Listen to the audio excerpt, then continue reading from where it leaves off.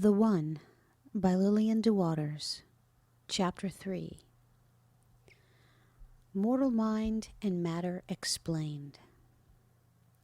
Now truth does not proclaim that the way out of falsity is to waken from the actual sleep or dream. That is, the way of deliverance is not by actual awakening. For to admit an awakening would be to admit actuality of the dream. Students often say, I know that I am only in a dream of sickness, but I must get out of the dream. They are asked by the teacher, what is the treatment for man in a dream or in an illusion? And they answer, waken him. Let it be clearly seen and understood that such a notion is not science, for there is no actual awakening to take place, and should one attempt to waken another from a dream or sleep, he betrays that he himself is deluded. The right treatment for what seems to be man in a dream or delusion is this: there is no man asleep in a dream. You see, the belief that man is in a material world or is in a dream or in a sickness is a falsity, a lie, a deception, and must be denounced.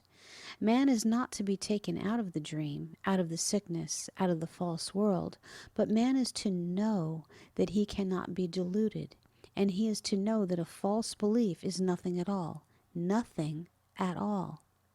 Is it evident to you now why Jesus said, take ye no thought, and ye shall know the truth, and the truth shall make you free? Thought of any kind cannot deliver a dream man, for such a man is no thing, no substance. Nor can any kind of thought place a man where he already is. To know the truth means to see through a deception. To know the truth means to have the spiritual insight, which frees you from a false belief. Attempting to waken oneself or another from evil brings about no deliverance, and trying to take away sickness from what seems a sick man, is the very same as endeavoring to feed the hungry man in the night dream. Suppose that one meets a man who is sick and crying out for help. Should he look upon the sick man affirming, now this man is not really sick or in pain, he is only sick in a dream existence? The man would continue to cry for help. But suppose another, seeing the sick man and hearing his cry for help, knows there is no dream world, there is no man in a dream world, there is no man suffering in a dream world, the suffering would cease, for this man would be knowing the truth. The emancipator is truth. It may be asked, why do we hear so much about the night and the day dream? Why talk in parables and illustrations? Why not give plain answers to plain questions? You will notice that the infallible Jesus talked in parables. He did this for a reason, and the reason is this: the mind will not function to a parable. When one relates a story or a parable, it is the same as though the listener were looking at a picture. He perceives. He recognizes. His mind is without thought, is quiet, still, while he is perceiving the facts that are being laid out before his vision. Insight, discernment is taking place, and when the story is finished, he says simply, I see, I understand, it is clear to me. Such understanding has not come to him over the track of his intellect, but through soul perception. All teachers who present the science of the absolute, the science of perfection at hand, follow the great master and teach by means of illustrations and parables. For only when the mind is thoughtless does insight take place. Now, how does all this apply to healing the sick? Well, if one is able to perceive the nature of sickness, he will be in a fair way to become or continue a well man. Whereas if one is shown through mental reasoning how to destroy sickness, although he may recover from that particular ailment, he is liable to have troubles under other names at other times, for emancipation consists not in destroying dreams, not in destroying false or evil conditions, but in understanding their nothingness. Thus, we see why it is that man cannot actually be healed, why it is that we are not to attempt by any means whatsoever, material, mental, or spiritual, to destroy evil. We see that man cannot actually be taken from this world and its trouble because he is not actually in it. This is the reason that so-called disease continues throughout the world, regardless of all the material remedies of drugs and operations and with all the mental remedies of right thoughts at hand. As long as there are physicians and healing means, there will be conditions to be healed. All sickness is but false belief in the human or carnal mind, and those who would heal sickness are those who believe it is something to be healed. Thus, it can be seen that the only way to be rid of what is termed disease is to disbelieve in it. The only way that you can get a picture into a mirror is to place an object before the mirror. The only way to see the picture called disease in the world is to believe in disease. For the picture of disease is the externalization of the belief. Belief is that which casts the picture, and without belief there could be no corresponding reflection or picturization. If all the world would have spiritual insight to discern that all picturization of evil and trouble in this world is but the shadow of ignorance, false belief, and would refuse all healing means and simply know the truth, which is know the nothingness of belief, the nothingness of deception, the nothingness of dream and dreamer, and would acknowledge the allness and omnipresence of perfect man in a perfect, changeless world, all false pictures like dreams would vanish away, and man would find himself in heaven, living his actual life. All kinds of devices have been used in this world to free man from sickness and trouble. Belief or faith, however, in the means employed is absolutely necessary in effecting a cure or a help, no matter what the aids are that are applied. We hear the voice of the Master, "All things are possible to him that believeth." When man is dreaming that he is in the ocean, will his belief that he is in his own room bring him back to his bed? No. But if he could believe this in his dream, it would be a device that would cause the dream to cease. Thus, belief as a device is used in aiding man to experience freedom. When the sick use drugs, for instance, and they later say that they have been helped or healed, how has this come about? Is there any power in medicine? No. God alone is power. The drug does not heal because of any intrinsic value it contains, but the person taking the drug has belief either in the physician who recommends it or in the drug itself, or perhaps belief in both. And this belief is a device, detaching him from his sense of sickness and often effecting a cure. Since man is already in heaven now, and man is never sick except in belief, which is not at all, he must also be healed only in belief. He cannot actually be healed, for he is not actually sick. He cannot actually be placed in heaven, harmony, for the kingdom of heaven is already within him. Thus, man is healed only in belief, whether he places his faith in drugs, in right thought, or in truth. One might ask, then why not accept medicine instead of studying truth? For this reason, one uses medicine to destroy or heal sickness, and even though he is cured of a particular ailment, this way still he is liable to other ailments at any moment. One studies truth that he may experience uninterrupted harmony, that he may enjoy absolute freedom, that he may clearly perceive the nothingness of all dreams of sin, sickness, and death, and demonstrate continual peace, joy, and harmony. Many students have the idea that they must continually be seeking truth. They read, study, take instruction with the idea that they are seeking for something, seeking for truth. That is, that truth is something for which they are looking, something which they would add to their being, some appendage, like a cloak that they would wrap around them. Now, this is not the right understanding of it. I recall at one time when I was earnestly trying to make a demonstration, and it did not come to pass, that I felt all the time that it must come to pass, that I must prove the truth. Then, one day, like a flash, it came to me this way: it is not you proving truth, but it is truth proving you.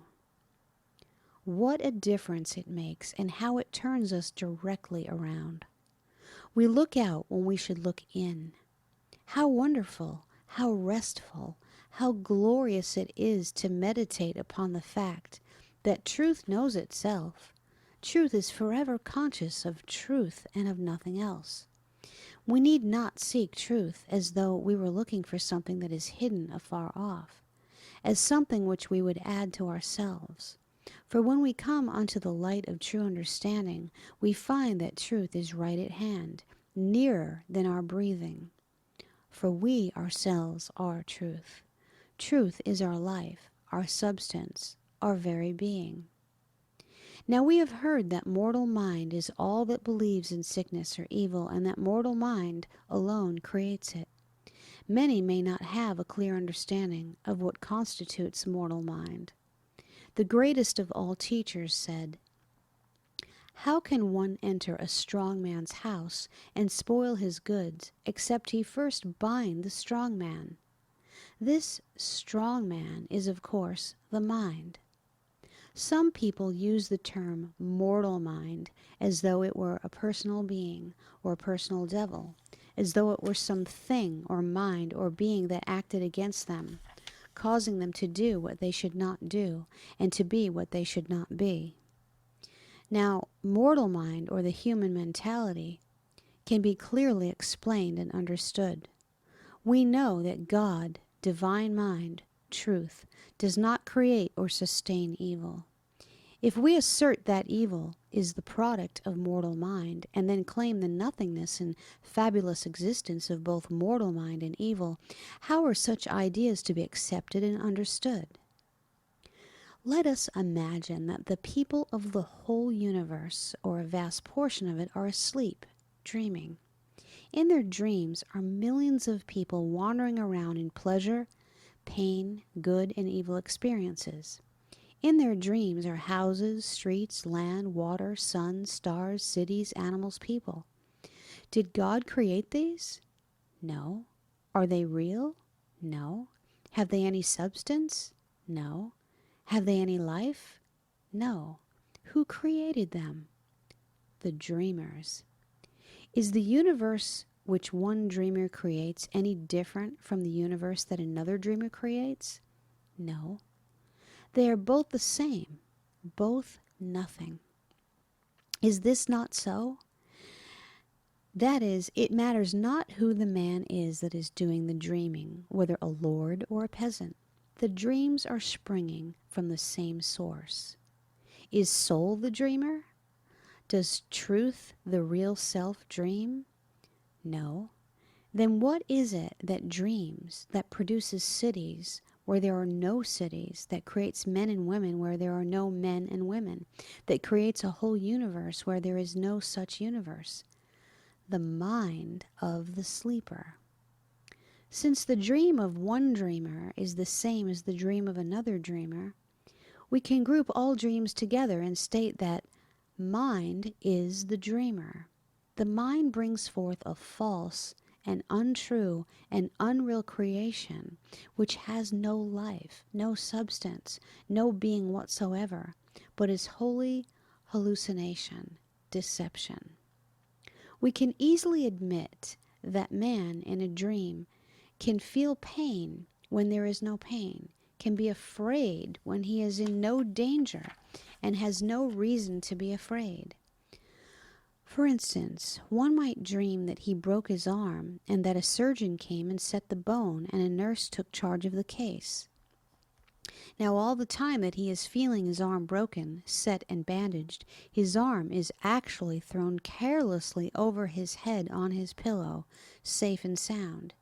Yet he is in total ignorance of this fact.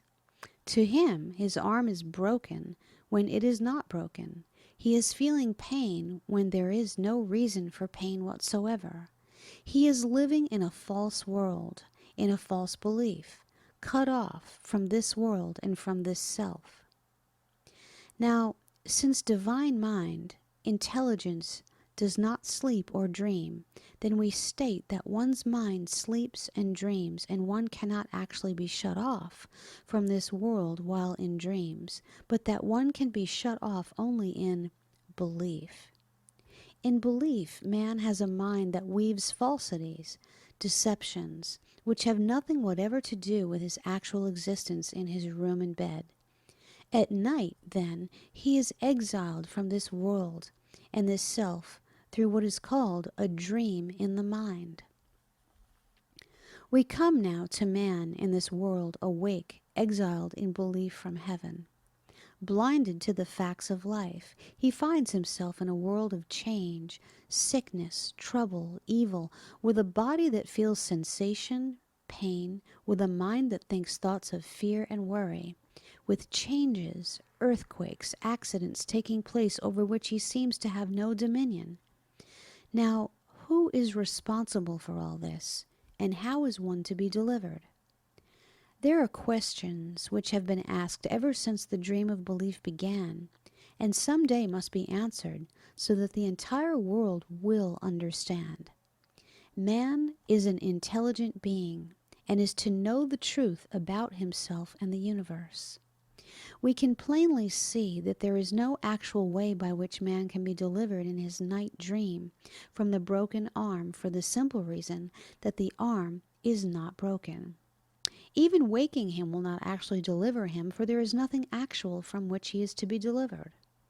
But waking him from the dream will cause him to see the unreality of the dream experience and the reality of the truth at hand.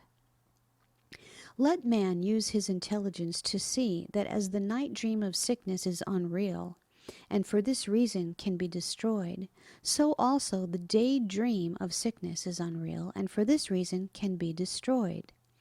We have a heaven at hand, present not any distance away, in which man lives. He is exiled from this heavenly world, not actually but in belief only, and to waken to the nothingness of belief delivers one to the reality which is here and now. When man breaks an arm in his waking hours, he calls a surgeon, has the bone set, feels the pain, etc. Where is this experience taking place? In heaven? No, it is taking place in what has been called mortal existence. The mortal body has been hurt, for surely the spiritual body could not be hurt. Whose mortal body? The mortal dream body of the mortal dream mind. What is this mortal or carnal mind, and to whom does it belong? It is nothing in and of itself, and it belongs to no one.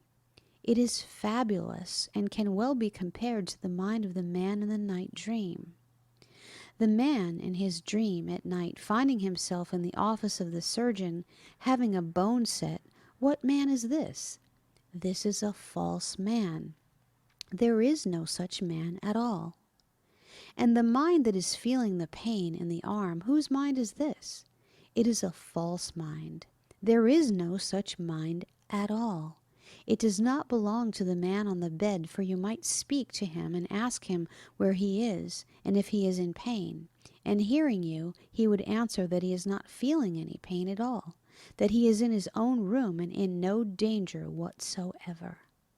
To be able to see the nothingness of this man with a broken arm in the dream, and to also see the nothingness of the mind, thinking, believing this experience is the insight which leads you to see the similar relationship between man on earth and man in heaven.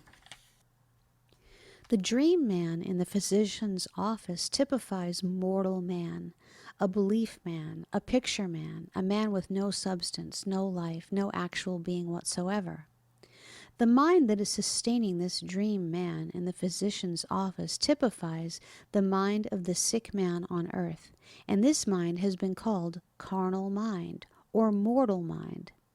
After one clearly perceives and accepts this illustration, then the next step for him to take is to acknowledge the nothingness of the dream man with the broken arm in the physician's office, and the actuality of the man with his arm thrown carelessly over his head on the pillow, which symbolizes the nothingness of a mortal man walking on this earth, sick, poor, troubled, and the actuality of man living, moving, acting in the spiritual world, happy, whole, harmonious. To have the spiritual insight to understand this explanation is like putting wings to one's feet, sweeping him into a new country, delivering lightness to his being, power to his acting, and joy to his heart. Matter is the name given to the body that is born, that is sick, that dies apparently. Mortal mind is the term applied to the mind that manifests such a body, the mind that believes in disease, sin, and death. Matter is the externalization of mortal mind, and they are one, which one is nothing actual, nothing eternal, nothing real, consequentially is dreamlike only. The mind that is thinking, I am sick, I am sinful, I am weak, is a false mind, a mortal mind, a dream mind. For, of course, it is not the mind of God which is the only mind, and this dream mind externalizes or shadows forth what is called disease and pain in the body. Now, to see and to accept that such mortal mind is nothing, non-existent, and that its mortal conditions are nothing, non-existent, is to be free from the false claim. It should be easy now for one to clearly understand these illuminating words from the pen of the noted writer and teacher of spiritual science. Quote, asserting a selfhood apart from God is a denial of man's spiritual sonship. This carnal, material mentality, misnamed mind, is mortal. You command the situation if you understand that mortal existence is a state of self-deception and not the truth of being. False sense evolves in belief. A subjective state of mortal mind, which this so-called mind names matter, thereby shutting out the true sense of spirit. Matter is but an image in mortal mind. The human mind and body are myths. This phantasm of mortal mind disappears as we better apprehend our spiritual existence and ascend the ladder of life. O wonderful light, O glorious insight transcending us, opening our vision to the nothingness of evil, the nothingness of false minds and false bodies, the nothingness of pictures and dreams, and beholding for us the omnipresence of the one eternal being, the one eternal perfection, here and now. The One, Chapter 4, by Lillian DeWaters. Removing the Veil. Imagine a number of people meeting together and planning an idea to fool and frighten others. Suppose that in an empty room they scheme to fashion a great and terrible-looking figure. The room is empty, typifying nothingness. Nothing is there, nothing is present. Presently one man brings in a piece of cloth and some sticks, and in this nothing, emptiness, he commences to fashion a shape and appearance. Others bring horns, shoes, canes, veils, etc. At last, a great giant dragon is formed, terrible to look upon, reaching to the ceiling and appearing ready to spring ferociously upon one. Now the first one to enter this room, entirely ignorant of what is there, seeing this frightful being, is so terrified for the moment that his heart stops beating and he is carried out lifeless. Others, coming in contact with this dragon appearance, meet their fates, and many who escape have diseases come upon them, and fearful thoughts which never leave them. Soon report spreads over the whole earth that anyone coming into the presence of this being will meet with great sorrow, trouble, evil of all kinds. Now all this time this being is but a false being, a false appearance, yet because of man's belief in it as something real, something actual, evil results are manifested. Not because of the being itself, but because of the fear and belief in it, disasters ensue. Now for ages and ages this farce continued. Yet all the while it was prophesied that someone would come, a Redeemer, a Christ, a Savior, who would bring salvation, deliverance. At last the time arrived. He came. He spoke boldly and fearlessly to the people. He told them that sickness was the result of their own belief in this devil, which he denounced as a liar, a deceiver from the beginning. He frightened with disease and evil beliefs so that they ran screaming with terror. He healed great multitudes of all forms of diseases and taught them marvelous things about life. Finally, one day this Savior came face to face himself with this devil that everyone feared. Entering the presence of this great make-believe, he challenged it thus: "You have no real power at all. I can look back and see your beginning from nothingness. For this cause came I into this world, that I should bear witness unto the truth, that I might destroy the works of the devil, that I might be the Savior of the world. I came not to judge the world, but to save the world. Kill me, destroy this temple called body, and in 3 days I will raise it up from the grave. For I came to give my life a ransom for all, that they should no longer remain in ignorance and darkness, but should live in the light of truth." Now when this false being was thus challenged, there began a terrible warfare. Because of men's belief in this devil and the great hate that this aroused, this Christ, this Savior, was taken away and put to death. The sun now stopped shining, and the whole earth was plunged into a terrible darkness. It seemed as though the universe itself would be rent asunder as an earthquake convulsed the earth, tearing great rocks in pieces and even opening graves of many. It was then that all the sorcery, all the mystery, falsity, belief, and fear connected with this devil crashed into oblivion through the insight and understanding of this mighty Redeemer who gave himself a ransom for the whole world. All hail! Behold the King! He came forth from the grave announcing, "I have the keys of death and hell." And Jesus, the Redeemer, was crowned with glory so that one could scarcely look upon his face for the wonder of it. And through death he destroyed him that had this seeming power over the people.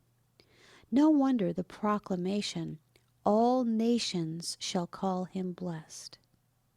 And this victorious Christ said to all people for all time to come that since he proved the nothingness of this devil, that they should no longer have any fear or any belief in it. Now, dear ones, who read these lines and are running away from the devil that has been modernized into words, mortal mind, animal, magnetism, error, come and see its nothingness. How can there be God Almighty and something besides? When we fight sickness, sorrow, and trouble, it is the same as though we were fighting a frame-up being in the room. It does no good, yet could we but stand in the presence of such an appearance and have a suspicion, an inkling that it might not be actual after all, and could we but pull off a veil, a stick, and keep on and on until it was all uncovered, what would be left? Nothing. Error reduced to nothingness. What greater blessing can we bring to the world than help expose the falsity of any power apart from God? Insight delivers. Insight frees. not from evil, but from belief in evil. Therefore the truth proclaims, a false man is nothing, a false mind is nothing, a false manifestation is nothing. The true man, the real manifestation, the world of joy and peace and love and glory, is the finished work which is changeless, eternal, here and now. Always in an unreal experience, one is seeing and feeling his own mental creation. For instance, if one were dreaming that he stood upon the shore of a lake, if he would, he could say to himself, "Now I can dip my hands into this water. I can feel how cold it is. I can taste it. And still the fact is that I am not seeing water. I am not feeling water. I am not tasting water, for there is no water present except what I myself am creating in mind." Again, this dreamer might find himself standing beneath a fruit tree, which was in full bloom, and he would be distinctly aware of the fragrance of its blossoms. And if he would, he could say to himself, "Now here is this fruit tree loaded with blossoms, whose fragrance scents the air. Yet this tree occupies no space at all. There are no blossoms here, no trees here, and the idea that I am standing here is only fiction, for I really am not here at all." Now one can look at this world of change and say and feel the same. When one notices the leaves fading and falling, when one sees change, accident, discord, death, really this is only fiction. For Spirit informs us that all is changeless, good, that the kingdom of perfection is right in our midst, and there is only one presence, power, activity, being. Such is the wisdom one knows when he stops his mental thinking founded upon his senses and perceives instead the facts of life. As it is possible for one in losing his life to find it, and for one while walking in the midst of the sea to find himself on dry land, so is it possible for one believing himself to be living in a world of beginning and end to find himself actually in heaven. If one would investigate or study or attempt to understand this material world, this thinking mind, this aging body, he must turn his attention in an opposite direction, the same as if one were to study a rose. To understand the history and construction of a rose, he would not sit before a mirror and study the rose in the mirror, but he would turn his attention in an opposite direction. He would look to the rose standing before it. Likewise, instead of looking to the mind or the body, one must look in the opposite direction. One must study the world within. For illustration, one might in his dream find himself in a great palace. He is being conducted through this place of splendor and grandeur by the architect, by the one who says that he drew the plans, that he conceived the ideas which culminated in this massive structure. Minutely, the man in the dream examines the walls, the painting, the marble stairs, the furniture, and rugs, and his praise and amazement know no bounds as he walks from room to room, from floor to floor, marveling at the greatness, the skill, the art, and beauty of the building. Turning to the architect, he asks, "And how long did it take to build this greatness, to lay these boulders, to erect these steeples?" 5 years, was the reply. And the man in the dream assents, "Yes, it must have taken that time." Ah, but he is looking in the wrong direction. He is studying the roses in the mirror. He is looking at an outside world. And if he but turned his attention in an opposite direction, if he but looked within, what a different world he would find, how differently he would view creation. In studying the outside world, he is greatly deceived. He believes what is not true at all. He believes that 5 years have elapsed from the beginning to the completion of this palace, that hundreds of men were employed, laboring with their heads and hands to furnish such a splendor, whereas but if he turned his vision within, he would snap his fingers and exclaim, "Aha! This place was made on the instant. I see that with no time at all these great boulders were placed in position, These high walls were erected. These gold steeples were raised. These massive doors were hung. These rugs were made and placed upon the floors. Then looking upon the man who claimed to be the architect and slapping him upon the shoulder, he would cry, "Ha! It was not you who designed this, not you who created it, but it was I. I did it all. I drew the plans with my eyes closed. I placed the boulders and erected the steeples with my hands folded. I secured the lumber, the brick, the marble, the furniture without moving. I alone created, conceived, erected, furnished this stupendous structure on the instant, without labor, without action, without thought." Oh, how wonderful, how thrilling, how different when man looks within, when he sees the naked truth, when he understands the nothingness of an external world. Can you not recall dreaming about some great danger from which you wished to flee, and for some unknown reason you found that you could not move your feet, that they were rooted to this spot? Have you not also in your dreams felt that you would like to scream and shout, yet you could not open your mouth, you could not utter a single sound? Just see how ridiculous this is, that you can be bound without being bound, that you can be tied without being tied. Can you see clearly that such mental bondage is no bondage, is nothing? For all the time that one feels in his sleep that he cannot move, he could easily spring instantly from his bed.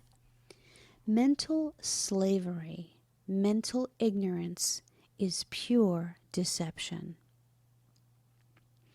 It is exactly the same in the waking state as in the sleeping state. Those who sit in their chairs feeling that sickness binds them there are being fooled. They are suffering from mental ignorance, for all the time they have a perfect body, luminous as the sun, light as the air. In the waking state, matter appears to be resistant. That is, if we wish to walk out of a closed room, we do not pass through the wall or door, but we open the door. We feel that a closed door obstructs our passage. But did Jesus feel this way? Did he not pass through walls and doors? And did he not promise that the works that he did, we could do also? No change took place in the walls through which Jesus passed. They did not crumble and fall, nor did he leave a hole in them as he passed through them. They were exactly the same after he passed through them as before. What is it that makes it possible for one to accomplish what seems impossible to another, even though we're all the same being? Viewpoint. One man is seeing that the so-called material world is not actually material or external to him, but that it is a mental world, a world within his own mind, exactly as is the world in the mind of the dreamer. As the roses in the mirror are not actually in the mirror, so the world that is called external and resistant is not actually external and resistant. As one in the night dreams, realizing that he is dreaming, can have the dream as he pleases, can fly through the air, can become visible and invisible, can speak and have it come to pass. So also one in the waking state or human experience, understanding that man is not actually in an external material universe, but that the universe is within man, can have his world as he pleases, can speak and have it come to pass. Therefore, it is the way one looks at a thing, at a condition, at a world, that counts. The man who sits before the mirror studying the form, color, substance of the roses in the mirror is deceived from the start. His vision is out instead of in. His viewpoint is incorrect.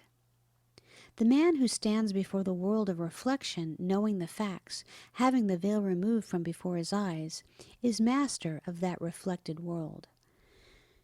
Now, man on the material plane may commit sin according to that plane of estimation. But when he has a vision that transcends that plane, he does not thereafter continue in that sin, but on the contrary, that practice at once ceases or drops away from him. Under the perception of truth, evil does not continue in our lives, but is promptly reduced to nothingness, and the practice of evil is discontinued. They who believe that their understanding of the nothingness of evil permits them the license to further indulge in evil with no ill results, sooner or later discover their mistake. Practicing evil in the name of good is not according to spiritual insight or spiritual understanding. The mind is the source of all experience. It has therefore been proclaimed that the wrong thinking of this mind results in the evil that is seen in this world. That is, all evil, sin, disease, death are caused by wrong thoughts, and to correct or rectify or destroy such conditions, one must introduce the antidote, right thinking. Under such condition, right thought would then produce heaven. Right thought would be the deliverer. Right thought would be the Redeemer, the Christ. But such teaching is not truth. As drugs and surgical operations open up paths of escape in the human experience, they serve a purpose and are oftentimes helpful. Then, as one emerges from the material plane of material means and methods of deliverance, he may adopt the mental remedy of mental law, applying right thought to his mental experience. And without a doubt, right thought is a great step in advance of material means and is a helpful device, leading into happier ways and experiences. Multitudes in this world have laid aside drugs and medicines as children lay aside their blocks and dolls, and multitudes in this world today are opening their vision preparatory to the laying aside of mental means and methods for something still higher, for spiritual understanding. As mental means, known as right thinking, transcend material means and methods, likewise does spiritual understanding transcend mental means and mental methods. Spiritual consciousness brings forward, introduces no device, no means, no method. It stands alone. It is self-supported. Spiritual consciousness is self-conscious of its aloneness, of its allness. It is the light of light. It is the power of power. It is the act of truth. It is the removal of the veil. The kingdom of heaven is not the product of anyone's right thinking, nor is right thought the vehicle delivering one to heaven. Let man open his vision to perceive that he is already in heaven, even though apparently dwelling on earth. That all kinds of means for healing, whether material, mental, or spiritual, will continue to be used only finally to be cast aside. For man will tear off veil after veil, covering after covering, until he sees face to face, until he recognizes the One as the all in all. Then he may seem to rise from the dead, to awaken, as it were, from a dream, and find himself in the only world in which he ever lived, the perfect world, the city of God, the finished kingdom. As man thinketh, so is he in belief, and as man understandeth, so is he in truth. You can easily see that at night time, in the dream, one enters a world that is non-existent. He sees, feels, hears things which are not external, and which exist only in his own mind. And it must be the same in this dream of material existence, that we are living in a world that is non-existent, a world that is not external to us, but exists only in our own mind. We see, hear, feel things which have no actuality in truth, hence no actuality at all. It must be that as one can be shut off from this world in the night dream, although he does not go out of it, no one is shut off from the spiritual world, heaven, although he never leaves it. It has been said that man looks out upon the spiritual world, the same as he looks out from his bedroom window upon the world before him. Looking from this window, he can see the world only inasmuch as this window will allow. He can see only what is within a radius of his vision. There are miles of land, there are trees and skies which are near enough to him, but which he cannot see owing to the diminutive size and position of the window. Now, after this fashion, man looks out into the land of truth. He can behold only according to his spiritual vision, according to the opening through which he is looking. Could he but tear the veil from his vision, rend the covering from his eyes, he would see face to face. He would see as God sees. He would behold perfect man and perfect universe. The One by Lillian de Waters, Chapter 5, Absolute Science. Absolute science is the message of the finished kingdom at hand now.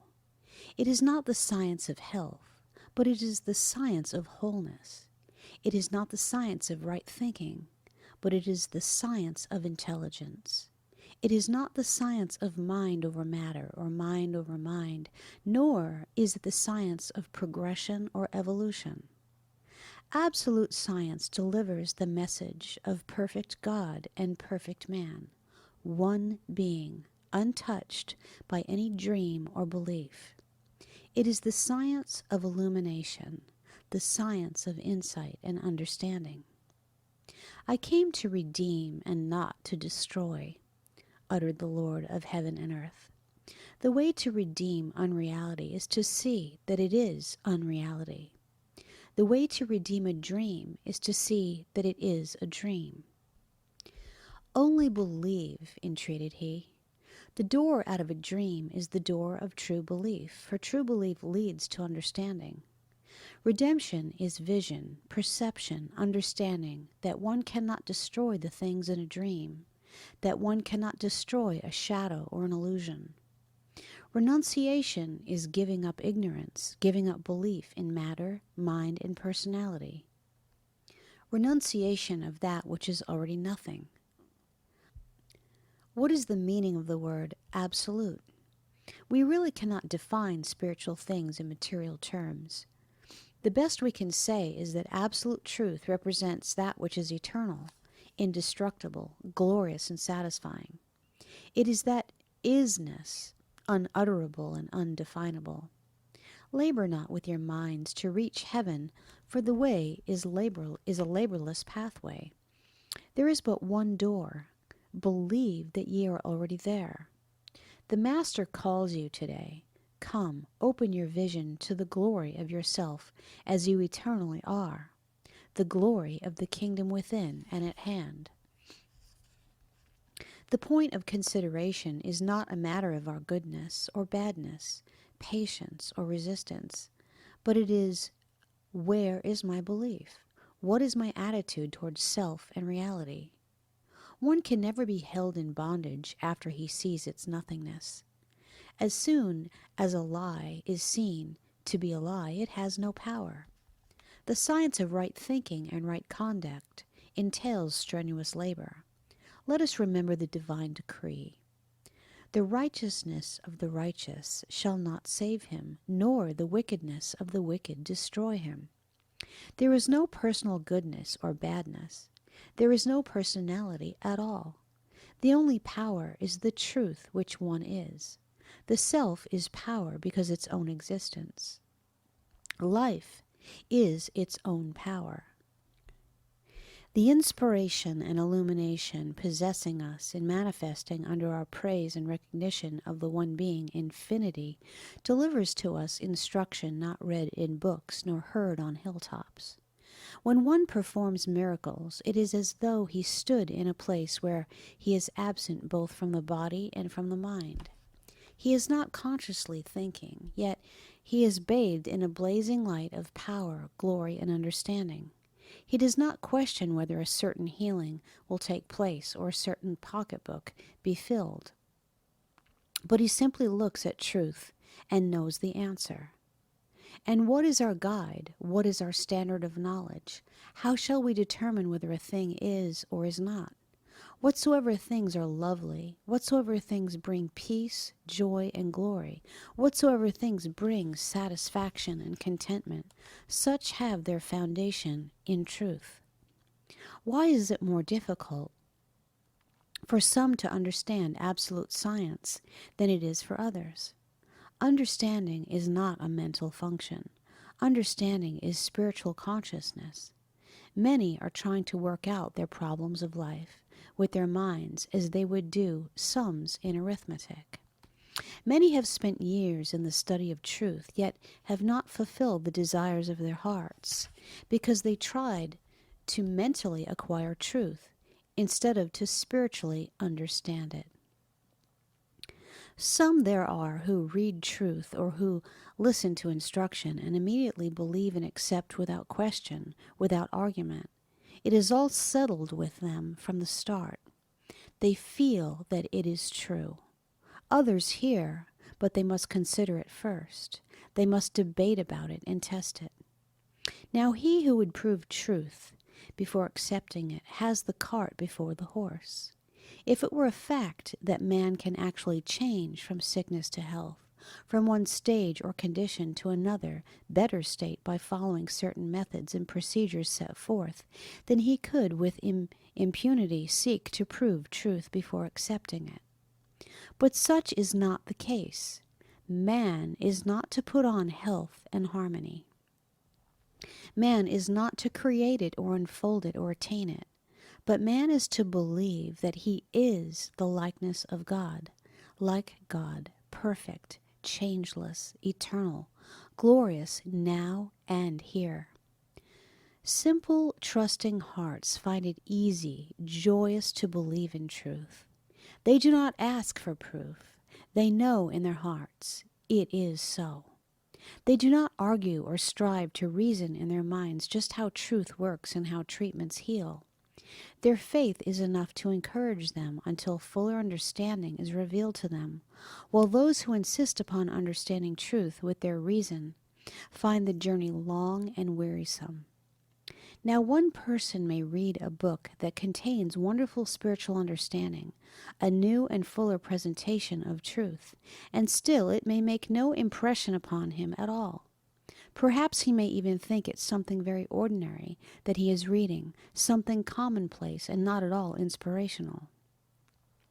Another person picks up the same book, and as he reads it, as though someone took him by the hand and led him out into green pastures where he drank of cool, clear water until he was filled with ecstasy and delight. He is drinking from the well of understanding, where everything is shining bright about him, and now his vision is like crystal. He not only sees and feels truth, but even more than this, he is truth. The wonder and glory of such moments when the act of truth is at hand, only such as have seen and felt can really understand. Now, why do not all students of truth receive the same good from the same book? Because of their different attitudes, their apparently different states of consciousness. One may read a book containing priceless spiritual jewels, yet to him these jewels are of no value, for his own vision is clouded and he recognizes them not. Another student, having a clear and satisfying understanding of truth, reads this same book, and while he reads it, is always as though he were on the lookout. He is quick, keen, alert, always watching for new and fuller ideas, and if they are in the book, he is sure to find them, to recognize them, to seize them. He has, as it were, within himself a flashlight which blazes on the words, taking from them their essence, their substance, feeding upon them as though he were eating the bread of life and drinking from the living water. The glory of inspiration and revelation is upon him. O glorious one, how wonderful to behold thy presence! How joyful to be carried away on the wings of glory and bask in the light of illumination! How peaceful, how powerful to recognize and partake of divine ideas, fresh as the breath of morning, fair as the cloudless day. It is never too late. Do not look over the past years and grieve because of false steps you have taken, because of precious years you have wasted, because of labors lost. This is only the dream. In heaven, there can be no false steps nor any mistakes. Open your heart and vision to the message of truth. There is no time in God. One day in truth is the same as 1,000 years in a world of attainment. Bravely now, with courage born of insight, look up and cry, "It never happened. I never lost a moment's time. I never made a single mistake. With the vision of God, I behold there is no past. But there is but the eternal hour of changeless glory and harmony. The moment is here when I perceive clearly the nothingness of experience." A young man went to his teacher with this question: "Using absolute science, how shall I treat so that I can find my right place in business?" This man was then earning a very small salary and was earnestly desirous of obtaining a better position. The teacher said to him, "Go home and declare that you are in your right place now, that man is always in his right place of abundance and harmony." He understood and closely followed directions, returning in a few days to relate that he had been called to a position of high order, which completely satisfied him at that time. Now suppose that this man had stopped to reason and debate over the directions of the practitioner. Supposing that he had thought to himself like this: "Now how can I say that I am in my right place when I know it is not true, for I want to make a change? Before I believe in this science, I want to see the proof. When I have a good position offered to me, then I will have some faith and belief." The demonstration would not have been forthcoming. Listen. We do not declare the truth about appearances, about this seeming world, about experience, but we declare the truth about perfect man, the truth about the perfect world, the truth about reality. Man is always in his right place in heaven, is he not? Then accept this fact, believe it without doubt or question, and according to your belief and faith in heavenly things, so shall it come to pass even in your seeming external or earthly world. A student went to his teacher explaining that he wanted a business position. He was without employment. He was a capable, worthy man, and a truth student. Still the demonstration was not made, much to his disappointment. The teacher said to him, "I suppose that you are desiring a good position. You believe that you have none at present, and you expect truth to help you find something satisfactory to you." The answer was, as the teacher expected, in the affirmative. "Then this is why your demonstration is delayed," was the verdict. "When you feel ill, you do not acknowledge this in science, but you declare that you are perfect, so also you need not accept and believe that you have no position now. But you must see and acknowledge that man is never for a single moment separate from abundance, harmony, and satisfaction." The student recognized his mistake at once and proceeded to demonstrate according to truth, according to that which is.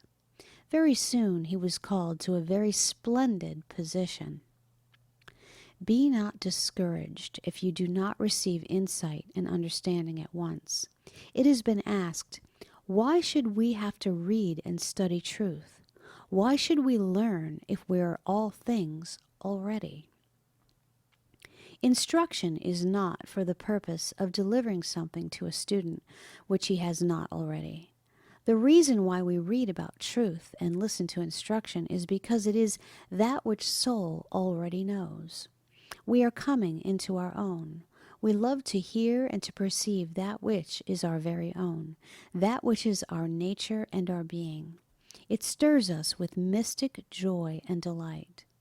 For instance, when one adorns himself with some precious jewels or clothes himself in gorgeous raiment, the very first thing he seeks is the mirror. He delights to view himself, to watch the sparkle of the jewels, to note the style of the garment, to see himself, does he not? As man views himself in the mirror for the satisfaction that it brings, and not to add anything to himself thereby, so it is that as one reads a book of truth or listens to instruction, he is not really learning anything. He is but looking into the mirror of life and viewing himself as he is. Beloved, now are we the sons of God, and it doth not yet appear to us in this world what we shall be in our perfect state. But we know that when he, the real self, shall appear, we shall be like him, for we shall see him as he is. As the self looks into the mirror of true instruction, he sees his true likeness, himself, as he is. Oh, how swiftly love and peace enfold us on the thrill of our recognition of the one being, infinity.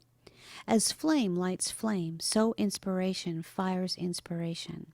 And he who speaks the living word fans into being that flame in another, for the other is, after all, himself. Inasmuch as ye have done it unto these, ye have done it unto me. How thirstily one drinks as his lips touch the living water, and how hungrily one partakes of supernal bread. As the day of enlightenment, the day of insight, the day of wisdom sheds its dawning light into the hearts of men, so the shadowy night of ignorance is dispelled. The voice of light is forever proclaiming, I speak truth. I proclaim that which is eternally true in the consciousness of the one being. There is no darkness, there is no evil, there is no deception, there is no bondage, there is no dream, there is no sleep. I am the joy of the world. I am the light shining immaculate and supreme. I am authority, power, majesty, glory. I am the one and only presence and being. With explanations and illuminations as presented by absolute science, the nothingness of sickness, of evil is made plain. Now the only sickness that one can ever have is his thought that he is sick. No man can ever be sick, actually. He can be sick only in belief. One may ask, well, what is the difference? The pain is the same in either case. What does it matter whether one dies in belief or dies actually? If one were actually sick, he would never recover. If one actually died, he would remain dead eternally.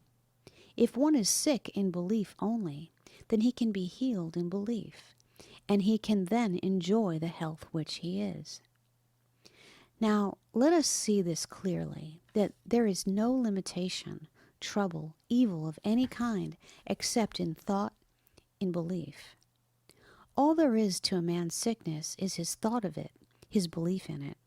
There is no such thing as evil or limitation except what we think is evil or limitation. We experience sickness, evil, according to our thinking, according to our belief in them. Hence, they are mental, unreal, and not material or real. Suppose that you sit at a table to eat some bread, but as you take the slice in your hand, preparatory to placing it into your mouth, someone across the table from you hypnotizes you into the belief that it is not bread that you are holding in your hand, but it is a slice of watermelon. So now you take a fork and try to extricate the seeds, and you eat the bread thinking it is melon. Is what you eat melon, or is it bread? It is melon to you in this spell or hypnosis, but you are actually eating bread. You see, you do one thing in your mind, an unreal, impossible thing, and you do another thing actually of which you are not consciously aware. There is no melon present except in your belief or thought, and eating melon in belief is the same as not eating melon at all, is it not? Right here is the place for one to behold clearly, as never before, that the thought of evil, the thought of sickness, of poverty, does not make evil, sickness, poverty. Your thought of sickness does not make you sick for all the time you are perfect and well, but your thought or belief in sickness produces a spell, a mesmerism, so that in belief you are sick, and as soon as you can perceive that the sickness is wholly a mental state, you can then surely behold its nothingness. There must be belief in sickness in order to experience sickness, and even when one says that he is experiencing it, it is not an actual experience, but is an experience taking place in his mind only. Thus, this is why it came about that it has been taught, thinking makes it so. Thinking makes it so to you, to your belief. But thinking a thing does not actually make that thing. Thinking the bread is melon does not make it so, does not make the bread melon.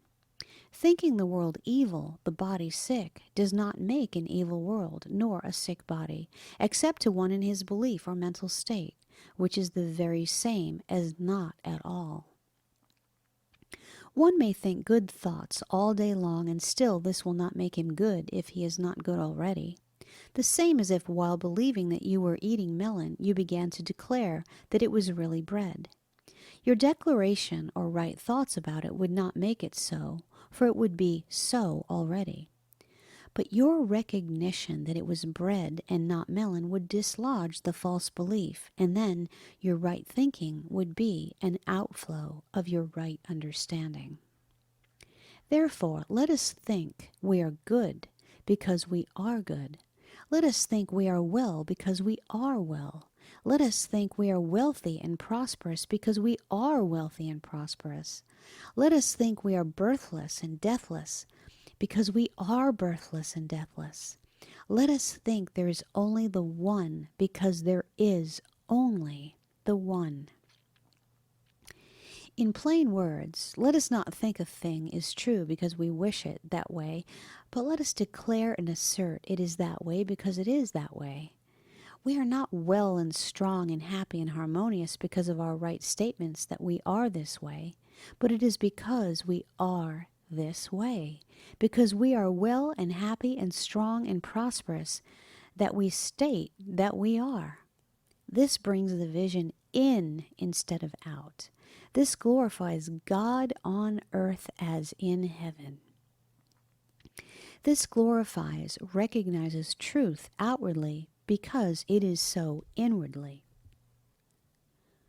The way of insight is a path over which the feet do not walk, nor does the mind travel. It is a way seen only with the divine or incorporeal eye. Let us know and acknowledge that we are as perfect and as immortal now, this instant, as we ever shall be. One who looked toward the heights boldly wrote, "Stop talking about God and his idea and speak unto majestic deity face to face. So shall majestic man arise, victoriously daring to be charged to overflow with irresistible miracle-working spirit while yet in the flesh, to be the radiant of buoyant joy while yet walking among the sons of man, to shed perfume of healing and strengthening and illuminating while yet speaking with us and smiling upon us. This is the final Christian ministry. This is the bloom of full obedience to the sacred edict. Look unto me."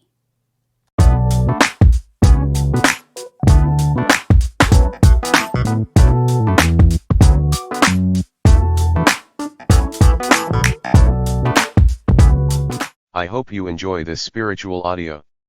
Like, share and subscribe for more.